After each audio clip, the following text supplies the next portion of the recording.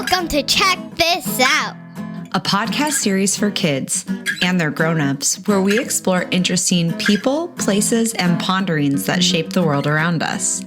If you're curious, which we hope you are if you're listening to our podcast, pondering is a fancy word for questions or thinking about something. My name is Amy Contreras. and I'm Cece. Check this out is a favorite phrase in our house when my 6-year-old daughter and I are talking and learning together. We love being curious and sharing our knowledge with each other. Check This Out is currently digging into famous Americans. This week, we are going to talk about a man who left a major impact on the United States of America and the world through his political contributions, writing, and inventions. I'll give you a clue as to who he is in a moment, and we'll see if you can guess. The man we are going to talk about on today's episode was a founding father, only had 2 years of formal education, once pretended to be an old widow while writing into a newspaper. He helped draft the Declaration of Independence and was one of its signers, and his picture is on the $100 bill. Any guesses as to who this famous American might be? If you guessed Benjamin Franklin, then wow, you already know your history. Benjamin Franklin did so many things in his life that still make an impact on us today. We will learn about who Benjamin Franklin was, his family, his contributions, and some of the amazing reasons we still talk about him today. Whoa! Over the course of his long life, Benjamin Franklin lived in a lot of places, including Boston, Delaware, Philadelphia, London, and France. Check this out. Do you know where Benjamin Franklin was born? Was he born in A, Washington, D.C., B, Philadelphia, C. Boston? Mama, can I guess? I pick C. Benjamin Franklin was born in 1706 in Boston, Massachusetts. He was the 10th child out of 17. Can you imagine having 16 brothers and sisters? No way. Benjamin Franklin only received 2 years of formal education as a child, and his official schooling was over by the time he reached 10 years old. Whoa. When Benjamin was 12, he was apprenticed to his brother James, who was a printer. Have you ever heard of being an apprentice? Let's try to figure out what that word means. Do we think being an apprentice meant Ben Franklin got to eat a lot of appetizers? No. Apprenticeship is an agreement between a student and a master, where the master teaches the student a trade in exchange for the student's work and commitment to learn for several years. Whoa! A long time ago, like when Benjamin Franklin was alive, boys became apprenticed to a master tradesperson. Their time working with the master was called their apprenticeship. Boys would work with masters from the age of about 12 to 14, all the way up until they were 21. When the apprentice turned 21, he would receive something called his freedom dues. This could be clothes or tools or money, and became a tradesperson all on his own. Ben Franklin ultimately became a master of the printer's trade after apprenticing under his brother. His apprenticeship was a critical part of Ben Franklin's life because 2 key things happened during his time as an apprentice for his brother. The first was he gained recognition for writing by writing what are known as the Silence Do-Good letters. More on those later. He also used his time as an apprentice to practice reading, writing, and learning extensively. So while Benjamin Franklin's formal education was only 2 years, he dedicated much of his life to learning, reading, and expanding his mind through science and invention. When Ben was just 16 years old, he pretended to be an elderly widow named Silence Do-Good. He wanted desperately to publish his writing, but he was struggling to have people share his work. To get published in his brother's newspaper, he anonymously submitted 14 letters, which became very popular. Check this out. Anonymously is a fancy word for doing something without sharing your name or keeping it private. So when Ben Franklin submitted these 14 letters to the newspaper, no one knew it was him doing it. Ben Franklin instead pretended to be an old lady named Silence Dogood and acted as though she wrote the letters. In these letters that were published in the newspaper, he made fun of people, institutions, and shared his thoughts on the state of the world. The letters became very popular and gave Ben a platform for his writing. His time as an apprentice to his brother influenced Benjamin Franklin's future. He worked in or around the printing trade for the rest of his life, but another element he carried through was his love of reading, writing, and sharing thoughts with others. After Ben left his brother's apprenticeship, he moved to Philadelphia and he married a woman named Deborah. He ran a newspaper in Philadelphia called the Philadelphia Gazette, which was considered one of the best newspapers of colonial America. As he settled into life in Philadelphia with his wife, Deborah, Ben Franklin continued working, but also had lots of investments, interests, and businesses. Ben Franklin was a busy guy. Most people have a job, but Ben Franklin had lots of jobs and was involved in many different organizations. He was a known member of the Freemasons. Have you ever heard of the Freemasons? If you've seen the movie National Treasure, you probably have heard of it. The Freemasons was a very popular club that a lot of the founding fathers were a part of. Freemasonry was all about self-improvement and teaching moral, intellectual, and spiritual lessons. It started in Europe and came to the United States during the colonial period. Ben also got involved in politics as his professional career in printing became more established.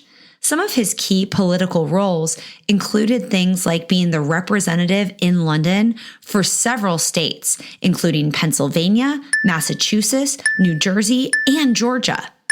Ben Franklin served as the deputy postmaster for the United States and was the first ever U.S. postmaster general. He was the U.S. minister to France. We'll talk about that a little bit more later. And he served as the president of Pennsylvania. Ben Franklin was also a member of the Constitutional Convention. That's a lot of political jobs. I learned something new today. In his role as the U.S. minister to France, Ben Franklin helped bring the French into the war against Britain and kept them involved. This made him second only to George Washington for his importance in winning the War of American Independence, otherwise known as the Revolutionary War. Check this out. Benjamin Franklin was the only man to sign 3 key documents that contributed to the birth of the United States. Do you have any idea what they were? I'll give you a hint. The first is the Declaration of Independence. Ben Franklin also signed the Treaty of Paris as well as the Constitution. Whoa! His involvement in signing and helping draft these documents shows what a critical role Benjamin Franklin played in the birth of the United States. Many of these documents still govern our nation to this day. We talk a lot about the founding fathers. Benjamin Franklin wasn't just a founding father as a politician. He was just a founder, too. Huh? Do you know what founding something means? Is it A, finding lost things, B, gathering flounders to put into a fish tank, or C, establishing or creating something? If you pick C, that was a super duper good choice. Benjamin Franklin founded some of America's great institutions.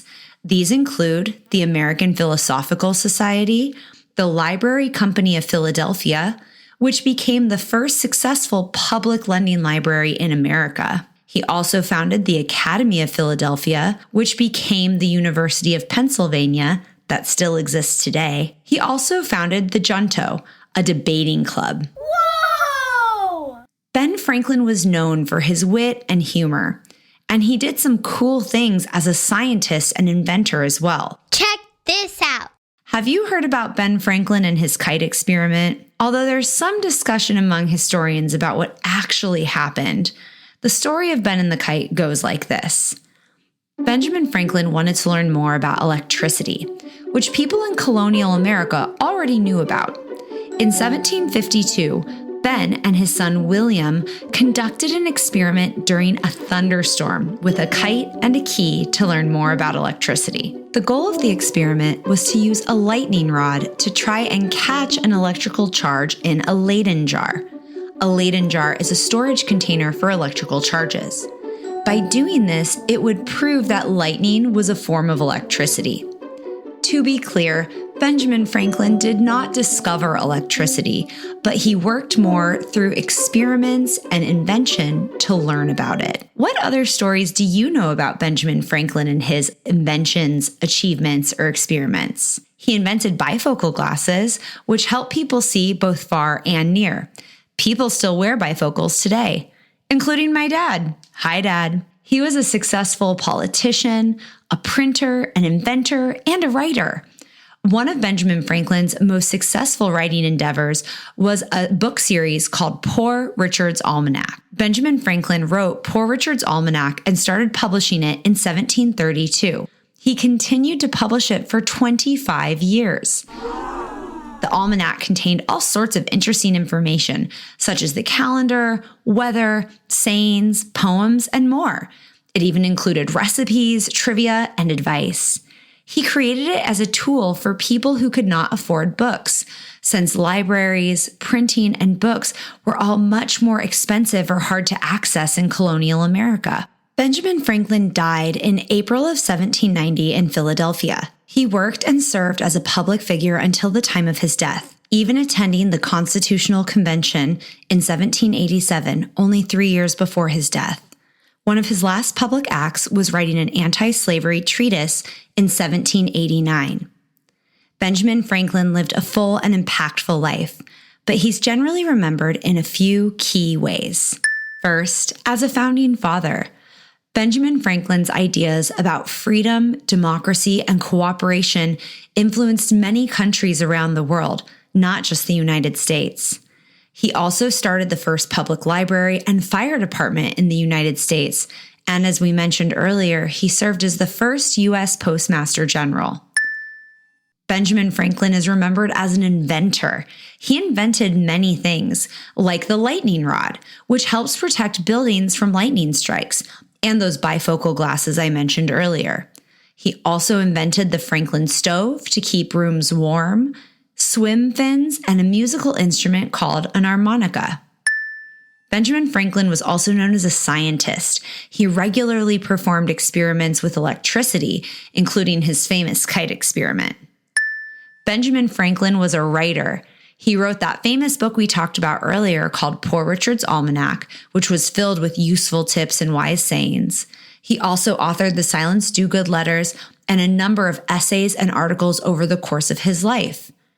As the owner of the Pennsylvania Gazette, he regularly wrote articles and content in the newspaper he owned and published. Benjamin Franklin is also remembered as a diplomat.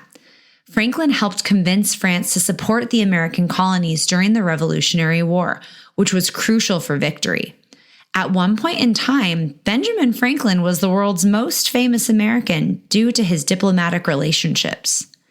There's a lot to learn from Benjamin Franklin, and there's always more to discover. Here are 3 of our favorite facts. Fact number 1. Benjamin Franklin was the first Postmaster General of the United States of America. I encourage you to check this out and understand what that meant. Benjamin Franklin helped draft the Declaration of Independence. See who else was involved in writing the Declaration of Independence.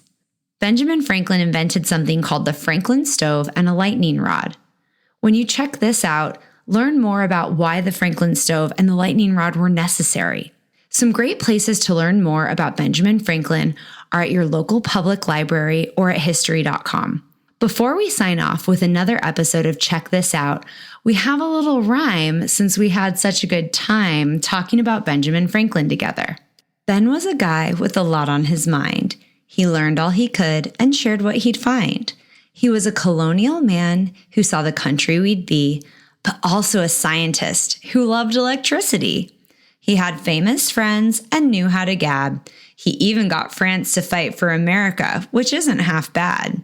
He printed papers, books, and wrote a zinger or two. How cool would it be to have walked in his shoes?